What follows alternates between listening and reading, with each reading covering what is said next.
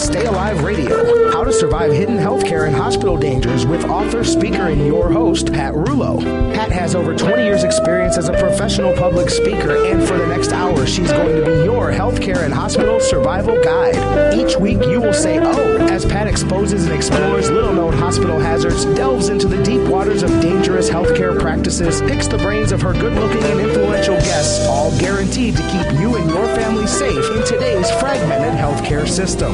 The Speak Up and Stay Alive radio program is intended to advance health literacy by making you aware of healthcare and hospital dangers. The program is for informational purposes only and is not intended for use as diagnosis or treatment of a health problem or as a substitute for consulting a licensed medical professional. Participating as a program listener, guest, or caller should not be considered medical advice. References to any entity, product, service, website, or source of information should not be considered as an endorsement. And now your host, Pat Rulo. I can't bear again no more, baby.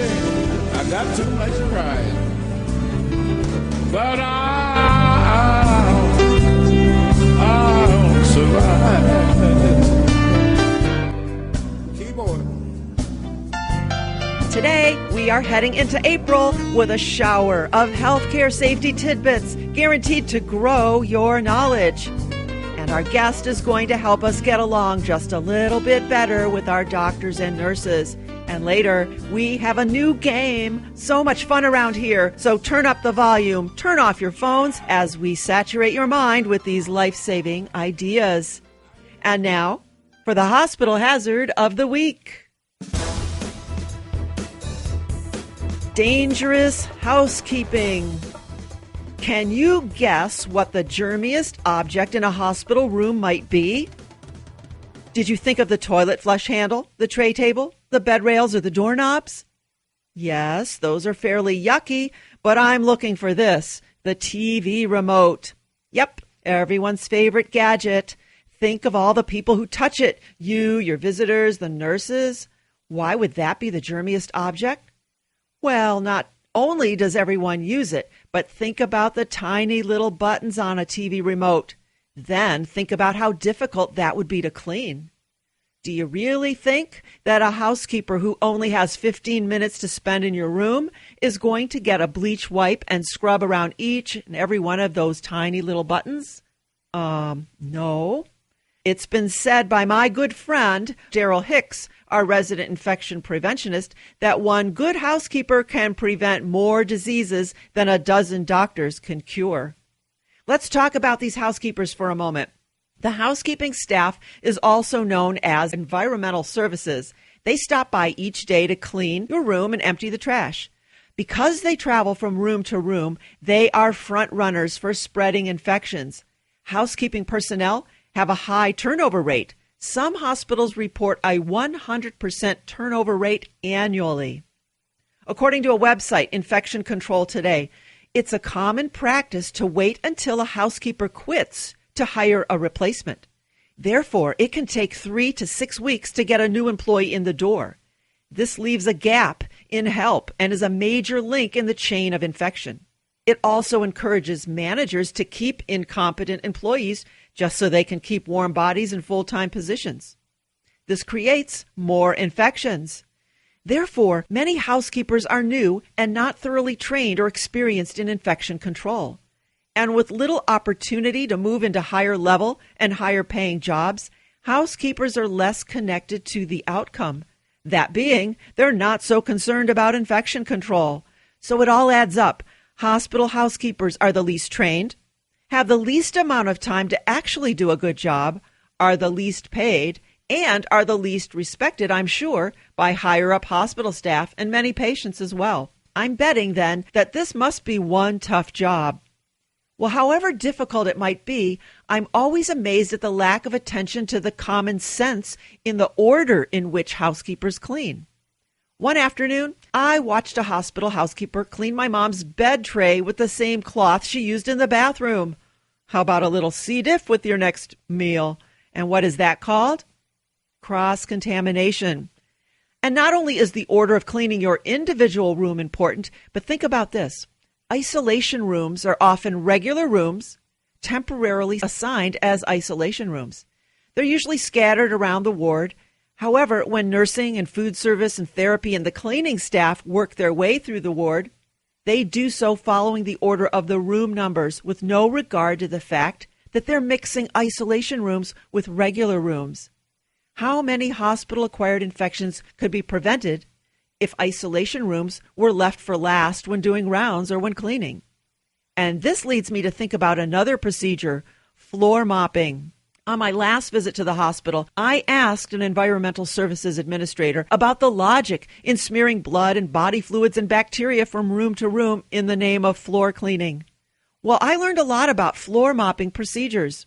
He told me that hospital floors are mopped daily with heavy-duty chemicals and either the traditional loop mop, you see the bucket and the wringer, or with the newer microfiber mops, kind of like the Swiffer. With the loop mops, the water is supposed to be changed every 2 to 3 rooms and the mop head washed at the end of the shift. Well, the only way that sounds good to me is if I am the first room of the day. That microfiber Swiffer cloth, that has removable cloths. Each room is supposed to be double cleaned with both sides of the cloth. Well, the only way to be sure that this actually happens is to watch the housekeeper as he or she enters your room. If in doubt, ask for a new cloth. Although I guess when it comes to cleaning floors, it's probably impossible to have a disinfected floor all the time because as soon as someone walks in, it's covered in dirt and germs brought in by their shoes. So now that you understand hospital floor washing procedures, you see why it is unsafe to use anything that touches the floor. You especially do not want to go barefoot anywhere in a hospital. It's also important not to contaminate your bed. If your pillow falls on the floor or becomes dirty, ask for a new one. In fact, we talked about this on a previous show about hospital pillows. Don't use them. Bring one from home, and not your favorite one either. Buy a real cheap pillow instead, ahead of time. Keep it stashed in your closet as a hospital pillow. And after the hospital stay, leave it at the hospital. There's no need to add cross-contamination cycle by bringing a good pillow to the hospital and then bringing it back home, full of potential life-threatening bacteria. It's also a good practice to keep a dedicated pair of footies or socks, one for your hospital bed and one for the floor. And here's another tip. Ask for a canister of bleach wipes to keep by your bedside. You or your advocate should wipe down all the surfaces in your room at least daily while wearing disposable gloves, of course. Cross-contamination is a serious problem.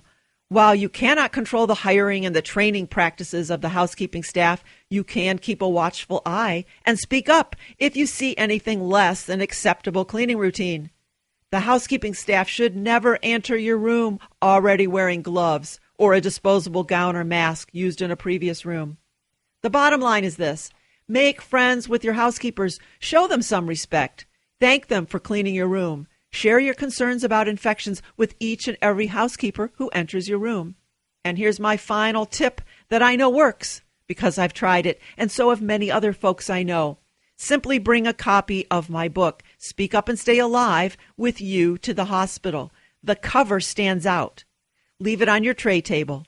Now, when someone tries to clean your tray table with a dirty rag, they'll have to move the book. Next, they look at it and they ask, what is this about? Guess what? Great opportunity for you to tell them that you are concerned about hospital-acquired infections and why their job is so important. Now, not only did you make somebody feel good about their job, you've made a friend. And I guarantee you, the next time this new housekeeper friend cleans your room, you will get the white glove treatment. And that is good. So order the book at speakupandstayalive.com. Or if you do not have internet access, you can always call me, 440-725-5462, and I will personally mail a copy to you today.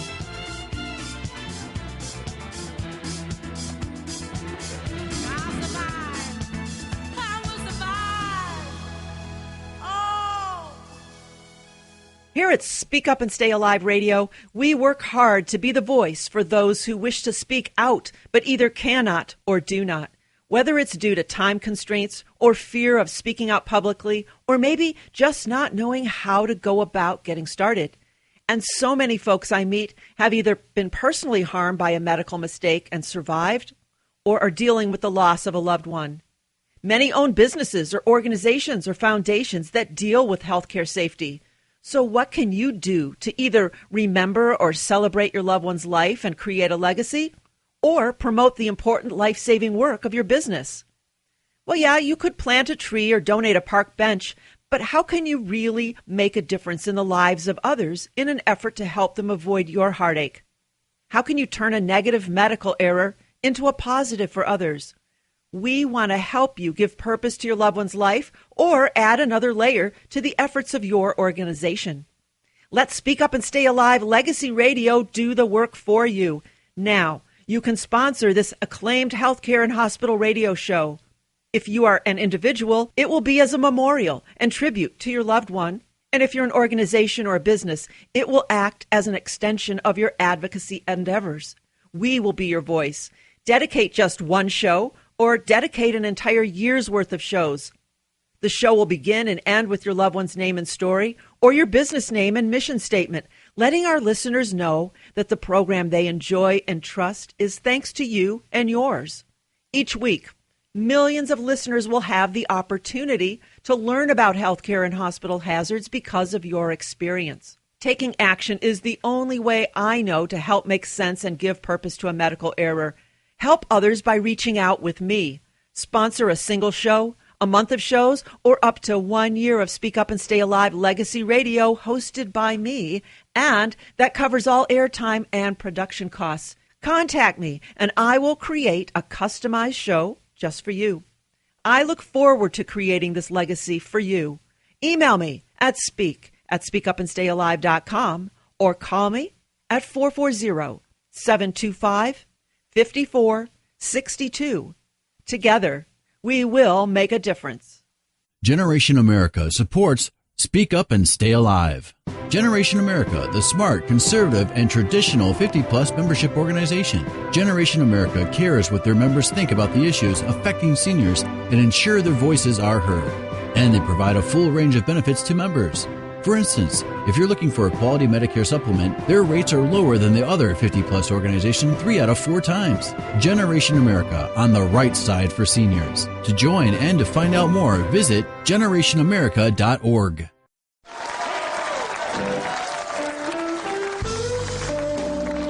You are listening to Speak Up and Stay Alive Radio. I am your hostess, Pat Rulo, always on the lookout for a first-class guest to help you and me stay safe during any healthcare and hospital encounter. And that is why I have Marty Chadwick with us today, a professional mediator and owner of Mediation Path based in Gilbert, Arizona.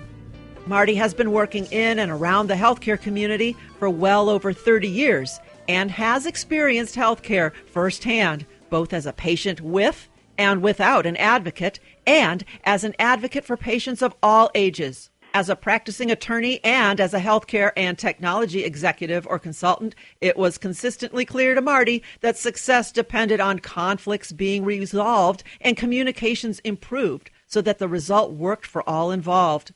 He has mediated for the Arizona Attorney General's Office, the U.S. Equal Opportunity Commission, and the local justice courts. He has a well-rounded view of conflict within a healthcare setting, making him the perfect resource for our show. Welcome to the show, Marty. Thank you for having me, Pat. It's my pleasure. Well, folks, I met Marty at one of my live speaking events, and he was in the audience. And as he and I spoke, we realized that there was so much we wanted to tell you and actually had a rough time zoning in on a topic.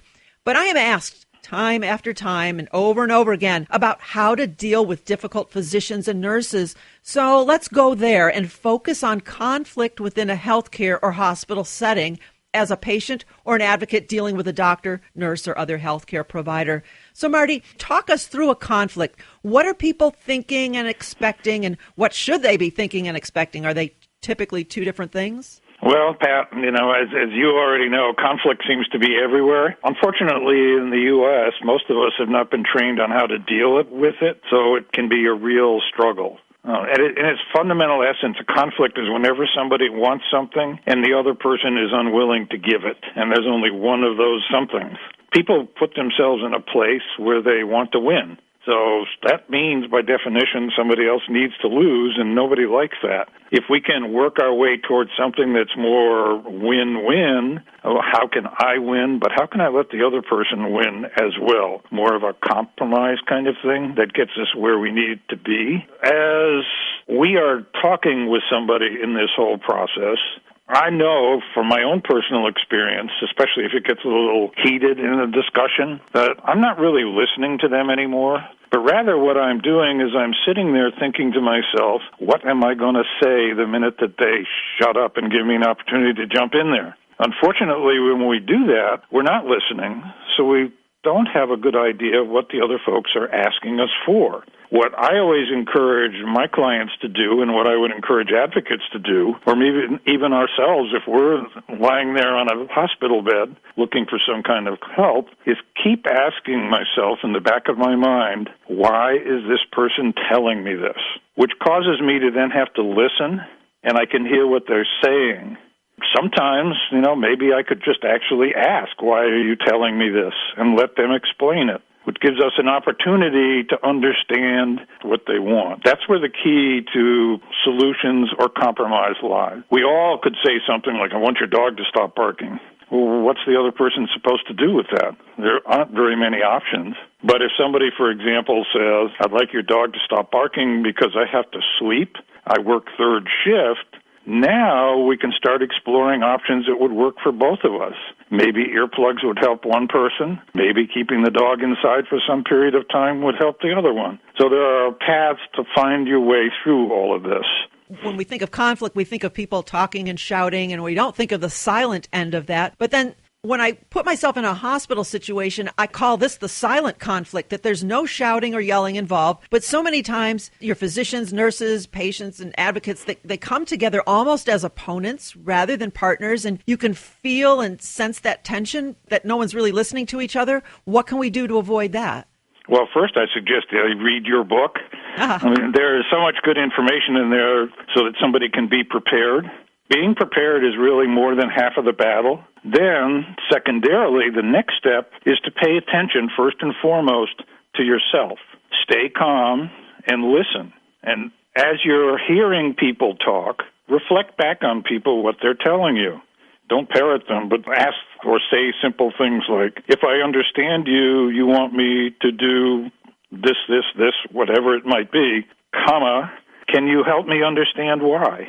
Elicit their help, elicit their cooperation, as opposed to being demanding or pushing your own thought forward. What you can also do is what I call going to the balcony, stepping above the conflict and looking at the two players that are in there, yourself and the other person, and asking yourself, how am I contributing to this? Is there something I could do better? Am I actually really listening? And then sort of the last thing I think always works is to make sure people are focused on what it is that's being discussed. Sometimes you'll wind up in a situation that we find very frequently in our American culture where people are doing crosstalk. Somebody says something and then the next person says something that's not even connected. So somebody might say, for example, wow, the weather is dismal out there. And then the other person responds, boy, the room in here seems to be warm. That's a disconnect. So focusing on that to make sure everybody's talking about the same thing can be helpful. Also, in trying to elicit support from people, if you say simple things like, I know you are busy, but can you please help me understand? Then I can better help you with whatever that might be. Again, people are always wanting to help. It's a subconscious thing that's built into almost all of us. And if you can open the door for them to walk through it, most people will in fact do that. Oh, you and I are on the same page. I say that to people all the time. If you ask for help and if you thank people for helping you in such a way that they realize you really needed that help, could you please help me? How many people are going to turn that down? Not many, especially if you thank them. People really love that reward. Absolutely. Thank you. I used to say that all the time in the hospital with my mom. Thank you for helping me and my mom. It's like, wow, I think that's powerful. Oh, absolutely. No doubt about it. Well, talking about power, many times, though, doctors approach the patient as having power over the patient rather than having power with the patient. and you and I talked briefly about this before, about trained arrogance. So somebody comes at you with that arrogance already, and you're feeling subservient. You're wearing this nasty hospital gown. Your hair looks like heck. You're not feeling as powerful as you might normally. Yeah. What do we do about that trained arrogance? How do we get past that? First, you have to sort of, see it for what it is. Recognize that you're not going to change that. This is something that's built in through years and years of training and experience. So you need to deal with what it is that you have right in front of you at the moment. Not all healthcare professionals are the same, especially when you get around folks that have been trained more recently. They seem to have a little bit different kind of attitude. As society has changed, they've kind of changed along with it. So you want to first and foremost recognize what it is that's in front of you. Then you need to be what I call firm and respectful, not aggressive. These folks have invested a lot of time and energy in what they're doing. They hopefully know what they're doing, and they don't appreciate being challenged, but they do appreciate most often being in a helpful kind of position. So one of the things I recommend doing is stepping to the side of the doctors that are in the process. And by that I mean express some kind of recognition for what their challenges are. Most physicians anymore, especially in the economic situation we live in today, are really pressed for time. And simply saying to them something like, I know you're really pressed for time, but I really need your help to understand what's going on with my mother so that I can better help her and you. You've done two things with a statement like that. First, you've recognized what one of their challenges are. And second, you've offered to help in some way, which is going to help them relieve what their stress is. And then they're going to say whatever they're going to say. Remember to be firm, respectful. Don't allow yourself to become intimidated. It's important that you get the information that you need. So just calmly repeat what it is you're asking until you actually get an answer. And then immediately go through the process of saying, thank you, I appreciate the information. It was very helpful. People really remember when you say thank you. I know I do, and I know when I worked with hospital staff, they always remember the patients that said a simple thank you because it differentiates you from the average person, and that's an important thing to do. One of the things I always caution people to do, too, is never embarrass a nurse or a doctor in front of each other. There's a lot of stress in the environment already, and they are very intolerant of that kind of thing. If you embarrass your nurse in front of that doctor, he or she is going to remember that, and it will make your life much more difficult as you go forward. These people are just exactly that. At the fundamental core, they are people, just like we all are. And as you think about what it is you like and don't like, most of the time that fits them absolutely as well. So just see the situation for what it is. You can't change it, so you just simply need to work with it. So if you are calmly and firmly assertive of what your need is and ask for their help and assistance, and remember to thank them, you will probably get a good result. This is excellent advice. Folks, if you're just finding us, you're listening to Speak Up and Stay Alive Radio. I am your hostess, Pat Rulo, and we are talking with Marty Chadwick, a professional mediator and owner of Mediation Path, based in Gilbert, Arizona, and we are discussing conflict within a healthcare setting. Marty, I loved what you said, to recognize, say, I understand that you're in a hurry, and then ask for help and be respectful and firm, but I really need your help. And then at the end of that, thank you so much for taking the time to help me. I think that is, just in a nutshell, some beautiful advice, not just for a healthcare situation, but for life in general. Now, if we as a patient or an advocate, we say we haven't preempted any argument, we're in the middle of a conflict, how do we find our way out? My first suggestion is to do something that's called go to the balcony. It comes out of a book by Leon Ury called Getting to Know. It's a very inexpensive book, and I recommend it to everybody as great reading to understand how to resolve conflict. What is meant by that is, well, do you remember back the old theaters where they had balconies in them? Yeah. Where you could actually go upstairs and you could smoke in the balcony? Yes, I remember that. Yeah, and everybody went up to make out, of course. There's no doubt about that. I don't remember that. It was dark and quiet up there. Well, one of the advantages of being up there is you could also look over and see all the people that were down in the more mezzanine types of areas. If you do that in a conflict, you find yourself getting embroiled in it, just momentarily pause in your mind and pretend that you have gone up to a balcony and you're now looking down on yourself and the other person that's there, and see if you can observe what's happening. Can you see how they're approaching you? Can you see how you're reacting to it? And that sometimes will give you a really good insight into what's happening. But what it also does is instead of you're just immediately reacting and jumping out there and saying something, you've stopped for 1 second, just long enough to make sure that you have still maintained your own control as you're going forward in the process. That control is important for discipline. One of the things that makes it easier to resolve conflict is to use I statements, not you statements. When you do this, I feel bad. If you just simply say, you're doing that makes me feel bad, that makes all of us defensive. And you don't want to make the other person defensive. That pause allows us to think for a second so that we can then phrase things appropriately. One of the other things to consider is allow a graceful way for the other person to retreat. Help them write some kind of a victory speech, if you will. Stay away from, aha, I won, you lost. See if you can find some way to allow them to be able to say, I did get something back from this, and that will help a lot. So let's say I'm a patient lying in a hospital bed. What are the ways I can quickly build relationships as a way to preempt a conflict? We talked about asking for help and thanking people. Is there anything else we can do? Yeah, just be a real person. I mean, you really just need to be a person. I mean, have some humor, have some smile. I know sometimes it can be difficult, especially if you're the individual that's suffering some level of pain or discomfort. But that humor goes a long, long way. People generally always want to help people and identify with people who are naturally friendly because they see them as possible friends. I mean, just the way we all think. If you do that, you not only do you get potentially better help, but you again stand out from the crowd and people will remember you. And I've had occasion to, unfortunately, many times to get in a cath lab. And so I'm in there maybe every 6 months, every year. And over the years, most of the nursing staff remembers me, only because I related to them as another human being and not as a servant or somebody who was just there to give me a hard time with a bunch of rules. Just keeping it on a person-to-person basis gets you exactly where you want to be. And I think in a hospital setting, it's really important to have somebody with you, an advocate, because if you're not feeling well or if you're under anesthesia or you're under the influence of drug side effects, you're not going to be able to be your normal, pleasant self. So I think it behooves people to think ahead of time, like, who would my advocate be? And maybe have these conversations with them, little training so that they know how to deal with the healthcare providers in the same way that you're speaking of. That's absolutely right. Yeah. I agree.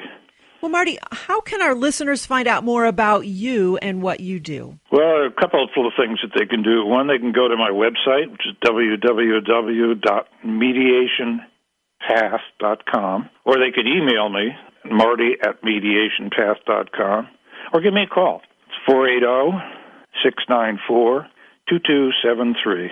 And so if our listeners have any need for mediation, not just in a healthcare situation, what other aspects of life do you do mediation work? Several. I help people in family situations or where they've got conflict, divorce, elder challenges of one form or another, which is ever increasing, as well as business mediations. All right, good. Keep that in mind. What's your website again? Mediationpath, PATH.com. Excellent. Do you have any final words of advice for us today? A couple of things. One, just remember to be confident. You can do it. Remember, you can't get what you don't ask for. And all of these things we're talking about fits life overall, even with like your significant other. If you employ some of these techniques with that person, you'll get practice and you'll also improve your relationship with them. Also, finally, be very aware of first impressions. Wait until you've had an opportunity to get to know an individual before you form that impression. Wow. This is such awesome advice. Thank you, Marty, for shedding some light on how we can better prepare ourselves to avoid a healthcare conflict and what actions we can take to create positive outcomes for all if we find ourselves in the middle of a conflict. I'm hoping that you can come back again and we can continue this conversation. Sure. I'd be glad to do that. Thank you again for the opportunity. Thank you as well.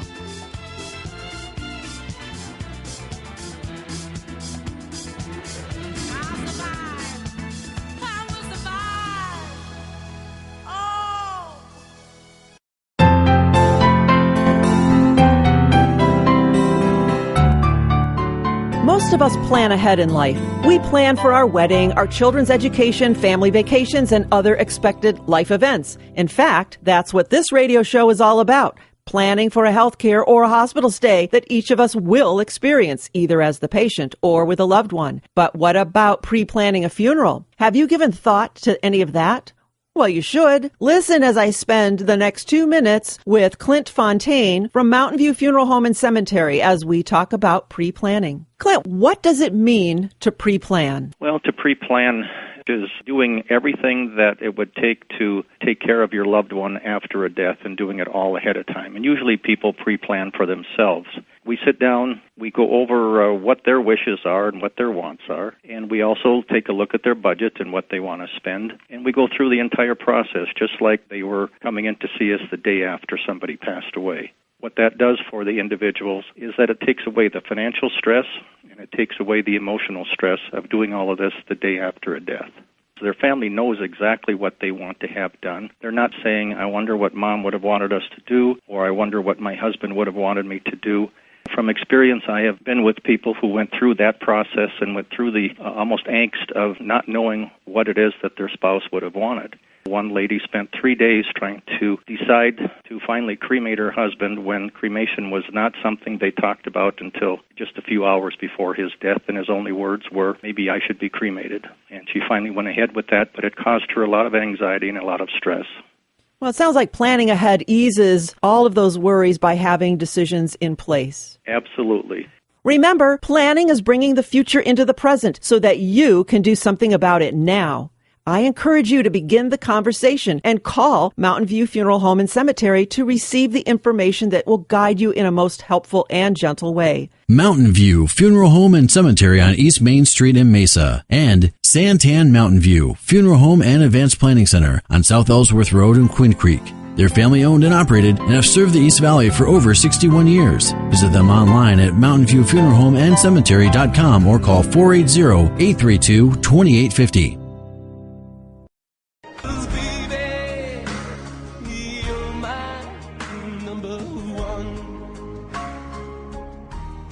Even though this show is about healthcare and hospital safety, there are lots of things we can do to help ourselves that can keep us out of the doctor's office and hospital. Anything you can do in your daily life to make it easier is a step in the healthy direction. Let me ask you a question. Have you ever spent hours standing in line holding your little paper number at a crowded motor vehicle department? People coughing, sneezing. How stressful is that? Well, here's a solution. Power Tags, Titles, and More, located on West Hunt Highway in Queen Creek. Listen as I spend the next 2 minutes with co-owner Candy Segovia. So, Candy, let's talk about some of your most common services. Our common services are the title and registration, where people come in and they give a title transfer or a registration renewal, or they do a permit where they need a 30-day permit, or sometimes if they're bought a vehicle from somebody that they don't have the title right away, they can get a 90-day permit waiting on that title work. We have road tests, so if you have had your permit for 6 months, then you can come in and you can do the road test. So, Katie, what are some non-motor vehicle-related services that you offer at Power Tags, Titles, and More? Anybody that's needing a background check for a job has to be fingerprinted, so we accommodate the community with fingerprinting. We also do cash time loans. If you need a personal or if you need a title loan, you can come in and get a couple extra dollars. We also do notarization. All of our processors are notaries, so you don't have to go to a bank to get your title notarized. You can just come straight here, get your title notarized, and then go into the next transaction. Candy, how can our listeners find out more about Power Tags, Titles, and More? Go to our website, which is powertagstitleSandmore.net, the and being spelled out. And remember, at Power Tags, Titles, and More, you're not just a number, you're number one.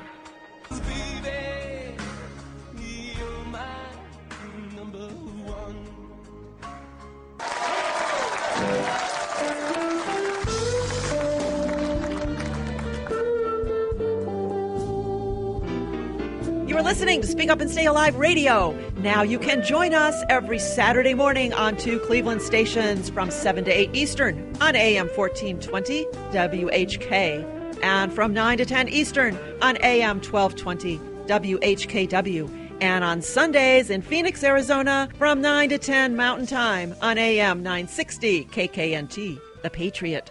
Or listen to us live online from anywhere in the world at the station's websites. I am your hostess, Pat Rulo. So happy to spend this hour with you to help you survive any healthcare or hospital encounter. Well, after last week's Squeak Up and Stay Alive marathon, where we had callers from around the country and Canada who played our favorite radio game, we just knew we couldn't top that. So today, you are lucky enough to experience the debut of our new favorite game, inspired by Bob. Thank you very much. Shocking news from around the world. Here's how this game happens. I will read a healthcare-related statement. Bob and Jeremy will use their keen sense of reasoning to decide if the statement is true, or as we call it, a shock, or is it false? We call it a crock. So is the statement a shock? Wow. Or a crock? Oh. You ready, guys? Let's go. Let's do this. All right, it's a new one, guys. The Speak Up and Stay Alive shocking news number 1. Last year, a Colorado man won $7 million in a lawsuit after eating 2 bags of popcorn every day for 10 years. Is that a shock or a crock? I hope it's a crock. Oh, no, that's a shock. Okay, it is true, and it is a shock. Wow. Jeremy, it's called popcorn lung. Really? Popcorn lung refers to a potentially fatal respiratory disease that develops in workers at flavoring plants who inhale diacetyl, the chemical that provides the flavoring and the buttery smell in popcorn. Yeah. Oh, wow. So on other things too, do we think, or is it just popcorn? Well, wherever that flavoring is, that diacetyl flavoring, yeah. Oh, goodness. So personally, I only buy 100% organic popcorn. Again, folks, read the labels. Hey, guys, is this fun or what? I'm liking this one. All right. The Speak Up and Stay Alive shocking news number 2. According to a study by researchers at Albert Einstein College of Medicine of Yeshiva University, up to 1 in 5 people on antibiotics stop taking their full course of antibiotic therapy due to diarrhea. Is this a shock or is it a crock? What do you think, Bob? I'm going to say it's a crock. I'm going to agree, crock. Oh, no. This is shockingly, it's a true statement. Wow. Antibiotics target bad bacteria, but they also kill the good bacteria in the large intestine, leading to diarrhea. What would this show be if we didn't talk about diarrhea? Yeah, really. Seriously, people, who knew I was going to be doing this? Physicians could help patients avoid this problem by prescribing probiotics. The effects of probiotic doses are short-lived, so they should be taken throughout your course of antibiotic therapy. And probiotics do not diminish the effectiveness of antibiotics. That's good to know. All right, the Speak Up and Stay Alive shocking news number 3.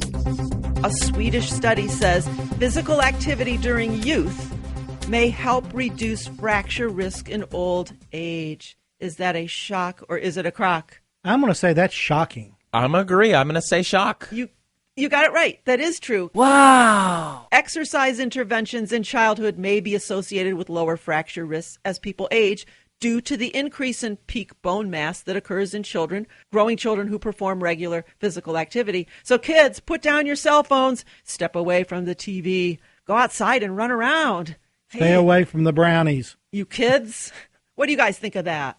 I think that's what they need to do. I agree. You got to get out there, got to get active. Absolutely, kids. All right. The Speak Up and Stay Alive shocking news number 4. Sugar-sweetened sodas, sport drinks, and fruit drinks may be associated with about 80,000 deaths around the world each year. What do you think, shock or crock? Sadly, I'm going to say shock.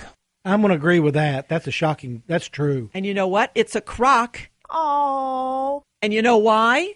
Because the number is higher. Oh, wow. What is the number? The real number is 180,000. Oh, no. Yeah. Oh, my goodness. Yeah. Sugar-sweetened beverages are consumed throughout the world and contribute to excess body weight, which increases the risk of developing diabetes, cardiovascular disease, and some cancers. According to the research presented at the American Heart Association's 2013 scientific sessions, Mexico, one of the countries with the highest per capita consumption of sugary beverages in the world, had the highest death rate overall due to these drinks. That's shocking. That is shocking. So bring on the water, people. Okay, you ready for the squeak up? I'm last week's news, right? The Speak Up and Stay Alive shocking news. Number 5. A homeless man has been caught living in a hospital pretending to be a doctor. Oh, is that a shock or a crock? I'm going to say that's shocking. Yeah, that's shocking, but a crock? Is that a crock, a shocking crock? I think so. It is a shock. Wow. The man was discovered in a Louisville, Kentucky hospital wearing scrubs, a lab coat, and a surgical mask. Wow. But it gets worse. He was logged onto a hospital computer when he was spotted. An employee staff member had been fooled by the homeless man and mistakenly gave him access. Wow. You got to be careful where you go. Wow is right. All right. Are we ready for the last Speak Up and Stay Alive shocking news number 6? I think I'm ready. Okay, you guys. A New York man was billed $44,776,587 for an outpatient visit to a hospital to treat pneumonia. Is that a shock or a crock? I hope it's a crock. I'm going to go with crock. I'm going to go with shock. Okay, well, it sounds like a crock. Wow. But it is a shock. Oh, no. It's true, and here's why. The error occurred because the company that prepares the bill had mistakenly put the invoice number in the space where the amount should go. Wow, that would be enough to give that guy a heart attack, right? Oh, if I got that bill, I would be freaking out. Absolutely. It causes your blood pressure to jump all the sides. Yeah, really. Well, so the moral of the story, keep track of all procedures, get copies of your medical records, and pay attention to your bills. Well, thanks, guys, for playing the first ever Shocking news from around the world. Do we like this game? Wow.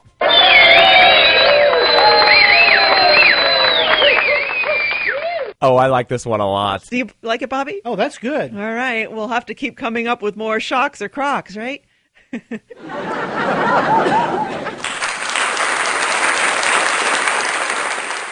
That was very fun. I love this game. Well, hey, listeners, if you hear any shocking news we should hear, let us know. Email us. Email us. That's right. At speakupandstayalive.com.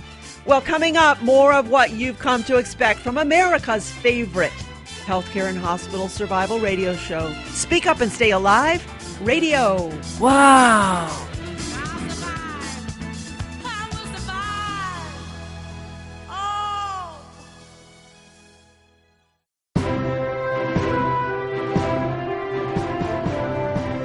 On this show, we talk about the need for a patient advocate during every healthcare or hospital encounter.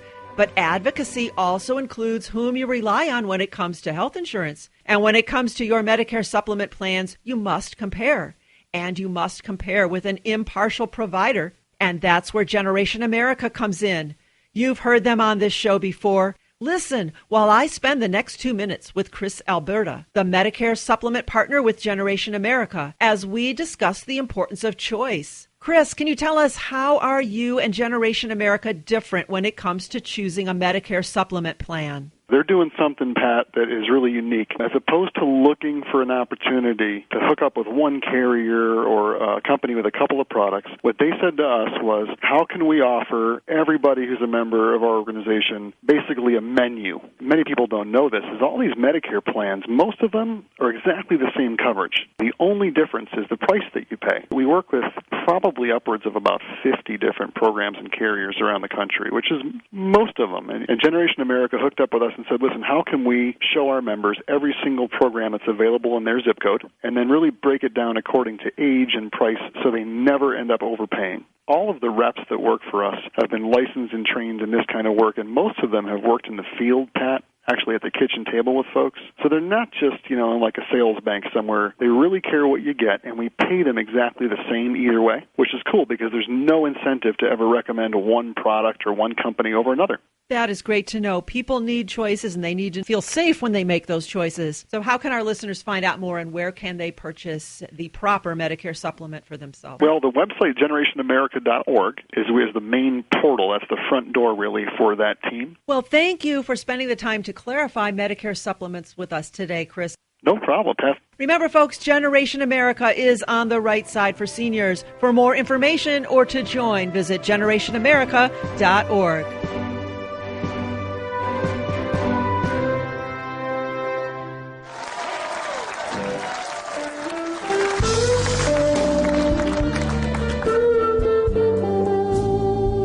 You're listening to Speak Up and Stay Alive Radio every Saturday morning in Cleveland, Ohio, and every Sunday morning in Phoenix, Arizona. I am Pat Rulo, your hostess and author of the book, Speak Up and Stay Alive, the Patient Advocate Hospital Survival Guide, available at all of our live speaking events or at our website, speakupandstayalive.com.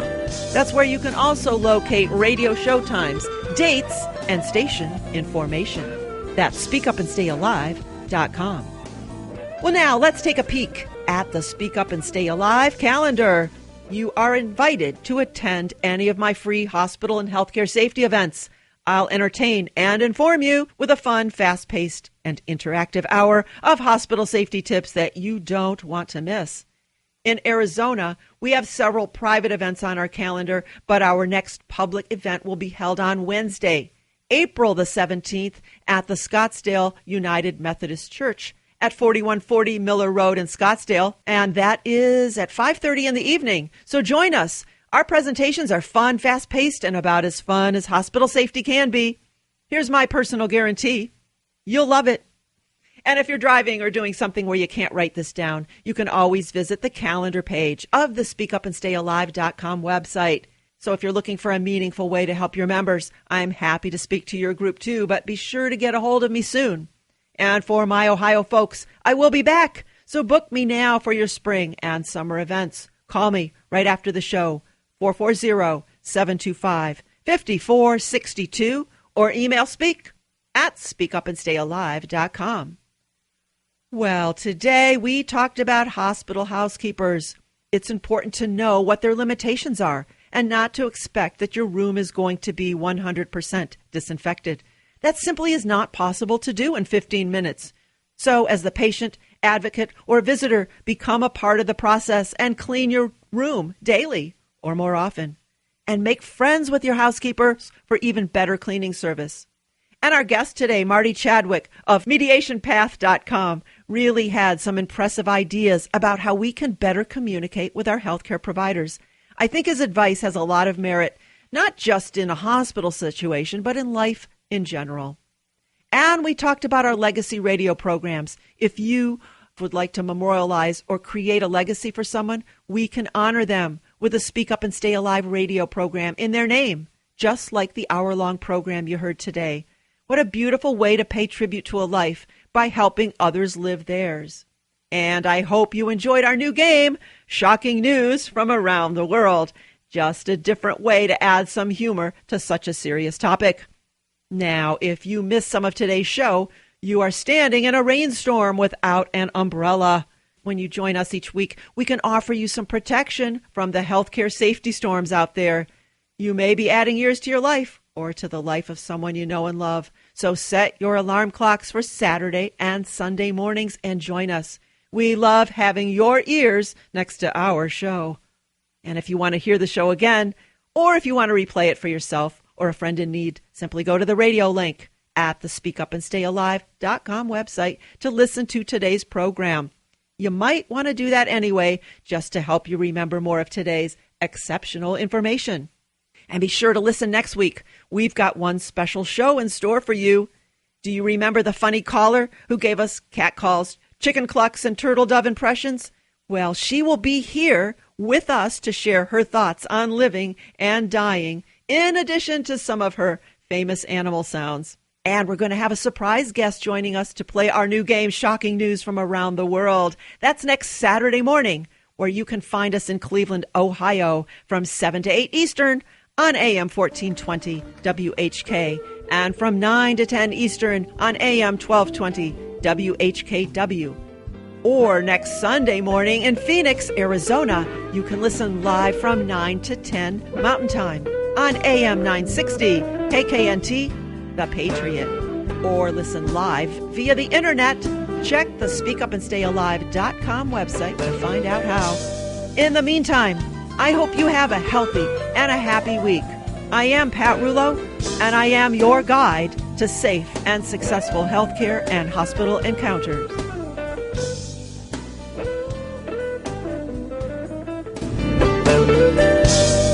The information provided in today's broadcast is for informational purposes only and was not intended for use as diagnosis or treatment of a health problem or as a substitute for consulting a licensed medical professional. If you missed part of today's show or just want to share the information with friends, you can download a copy of the show at SpeakUpAndStayAlive.com. That's SpeakUpAndStayAlive.com. Want even more information? Purchase a copy of Pat's book at the Speak Up and Stay Alive website. Once again, it's SpeakUpAndStayAlive.com. This is Pat Rouleau. When you get a chance, become a friend and like us on Facebook. We're called Speak Up and Stay Alive. Then post your questions and comments on our Facebook wall. We may read them next week. Who else do you know who can benefit from this life-saving information? You can keep your group, club, business, or church safe from hospital hazards. I speak live and in person, too. Our events are fun, fast-paced, interactive, and jam-packed with serious information. Your crowd will love it. Just email me at speak@speakupandstayalive.com or call 440-725-5462. Until next week, remember to ask others to wash their hands. You have to speak up and stay alive. Call me, email me. I'll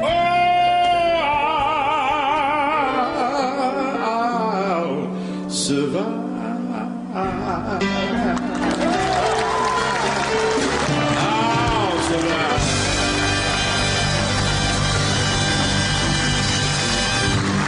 Thank you.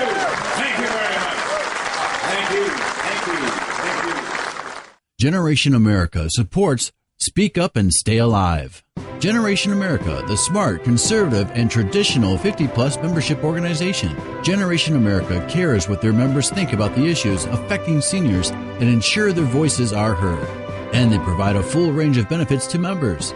For instance, if you're looking for a quality Medicare supplement, their rates are lower than the other 50-plus organization 3 out of 4 times. Generation America, on the right side for seniors. To join and to find out more, visit generationamerica.org.